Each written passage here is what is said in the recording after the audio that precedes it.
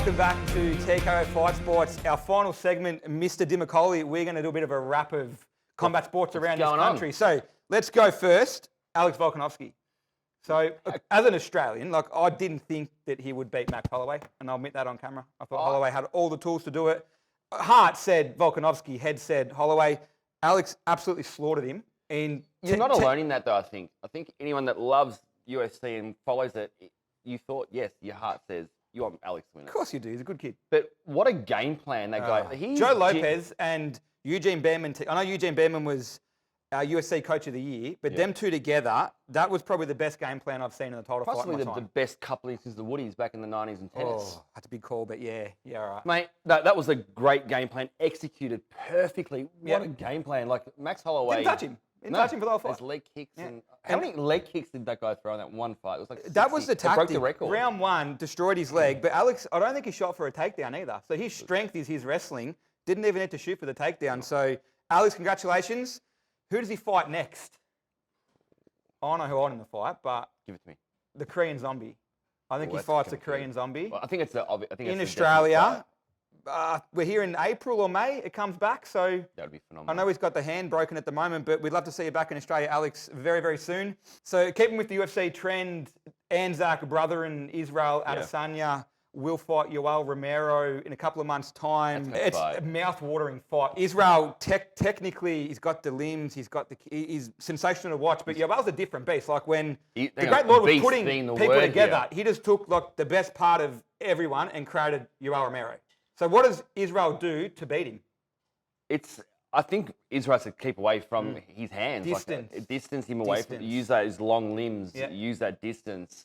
Use his craftiness because he has so many weapons. But Yoel has that massive different beast. Yeah. If Israel beats Yoel, there's obviously a million contenders at middleweight. Do you want to see Israel fight Johnny Jones? I think he's going to have to fight people above his weight range. And you know that he's more than capable of doing so. And I'll give you the but. Israel's frame is slender. Can you see him going at 91 kilos? I don't think there's much way to put on. I'm not going to argue that he can do anything he wants. I think this guy has the skill set. Before he got to the UFC, he fought in an 8-man heavyweight tournament. King of the Ring. And won it. He did. He fought some big boys, and he won it quite easily. He did. Arguably. I'm liking the Twitter feud between Israel and Johnny Jones, though. It's keeping me entertained. It's going to be great. When that happens, and I think Israel's right. He's going to call the shots. He's going to clean out his backyard. He's going to fight Jon Jones when he wants to fight Jon Jones because Israel don't need Jon Jones right now. True. He's got a new poster boy. He has a good 10 to 15s in front of him. Jon Jones ain't got that. He'll fight him when he's ready. I like it. UFC Auckland. A lot of Aussies representing. We've got Jimmy Crude on. We've got Jake Matthews on. We've got Cal Potter. And shout out to Cal. We love you, man. How good is that he's fighting in New Zealand? He's a legend. And he's a Sunbury boy, so go Sunbury.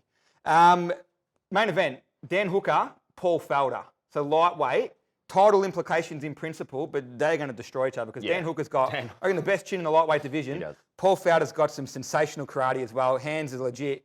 Where does that go? Apart from being gory, bloody, where does that go? I think it's going to go to a very bad place. I think it's going to be... But we like it. It's going to be great. And I think Hooker gets the win. He's going to do it in front of his home crowd. And what a great moment for New Zealand MMA doing this. Putting it back on the map. Yeah. Jake Matthews signed his contract in blood. Yeah, he tweeted. So they sent the contract out and Jake's just like... Shh, and sent it back in blood.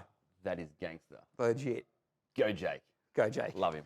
Good luck to the Aussie fighters and New Zealand fighters in Auckland. A bit closer to home, back in sort of our territory a little bit. So we have AFC card, 26 April. Card will be released in the coming weeks. Let me tell you, it's an absolute belter. I matched it, but anyway. Title fights. We've got some big boys in that card as well. Some very good internationals coming over. So stay tuned. AFC Facebook page for AFC 24. Johnny Hex is back as well. Hex is back at the end of Feb. Part the Hex in March. Yes. Hex have announced one fight so far. So we've got Will Namoa and Hoshi Friedrich, which is a very good welterweight fight, and those fights will be released over the coming weeks as well. Eternal New Zealand coming up. Eternal Western Australia coming up. I think it's a good title fights as well. In the power play scene, so we have a power play card coming up next month as well. Big title fight. Aaron Goodson is back. Hardcore Promotions is happening. Hardcore, yes. So I believe we're going to be doing a segment Actually, a show, Hardcore Promotions, in a couple of days' time. The next one's Hardcore. Today was Prince. Petropolis main event, yeah. Alexi Petroulis against Punctual in Sydney. Oh, from Sydney, a Thai boy who fights out of PTJ Muay Thai. Good. This is a cracker.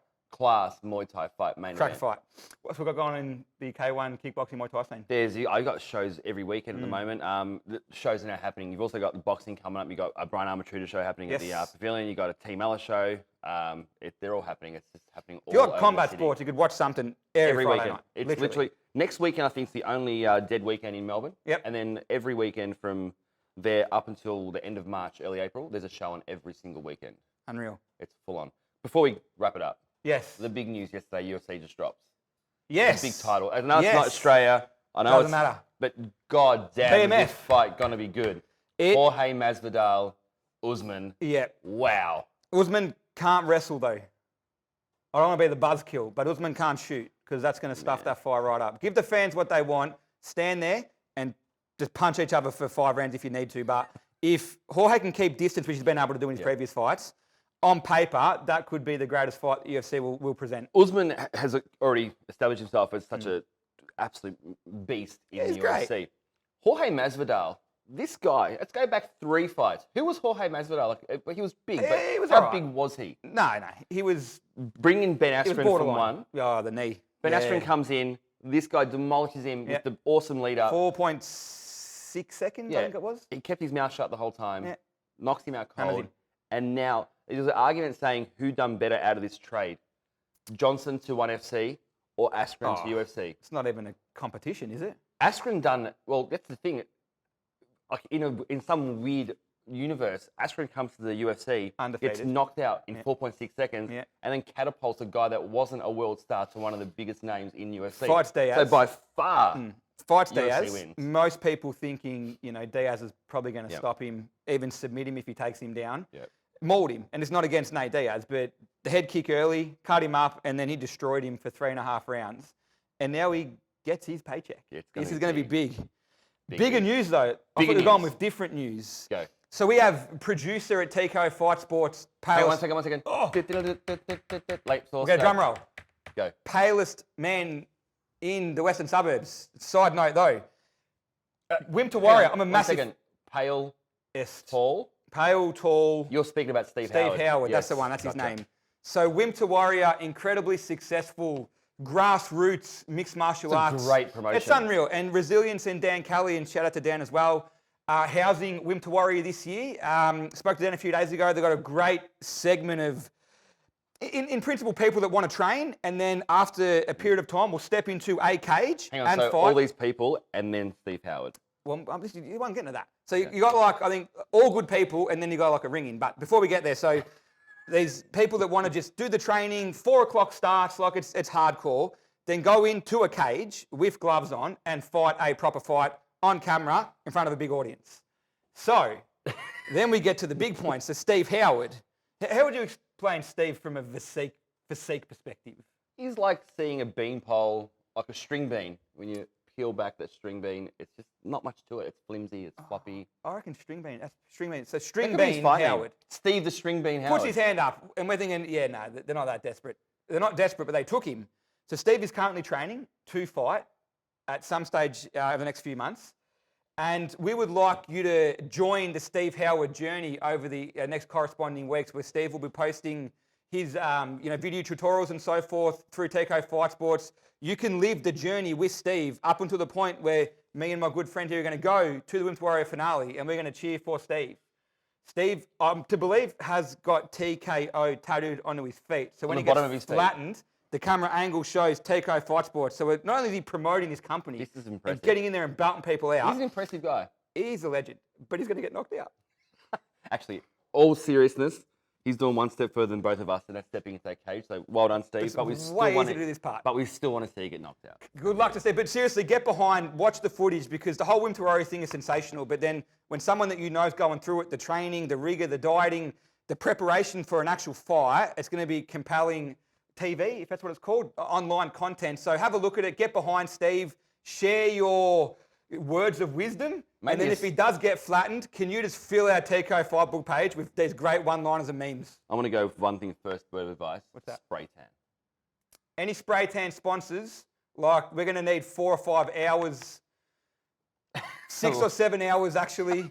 But I tell you what, like you can't buy this sort of publicity. He's going to walk in there, he's going to do his thing, and we're very proud of you, Steve. So well good done, luck mate. to you, pal. We got you back, Steve-O. Thank you for joining us. We will be back next week. We're going to be with Mark Jalsey, Hardcore Promotions.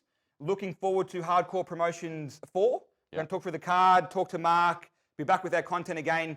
If anyone's out there doing shows, exactly, give us a call. We'll come and we'll do this. And I mean, this TV, come on. This is brilliant. Like, this is good stuff. Not been seen since the original Footy Show, I think. Pretty much, yeah. You will need someone who's got some sort of comedic act. Bradford. Yeah. Anything Bradford says isn't, it's just fun. But seriously, get us along. Like promoters, gyms, fighters will come in. We've got the whole setup. We'll do this. We'll talk about your cards. We'll promote. We'll share. The TKO brand is expanding rapidly. Sponsors have come on board. We're getting people that want to be interviewed by TKO Fight Sports. So this year is going to be the year for TKO Fight Sports. So get on board, get us along. We'll chat, we'll talk, and we'll help your promotion grow to the next level as well. John Demicoli, thank you so much. Fresh off the plane for joining us today. Thank you to Prince and all those at Altona Kickboxing taking us here. Fantastic facility. And we will see you in a week's time.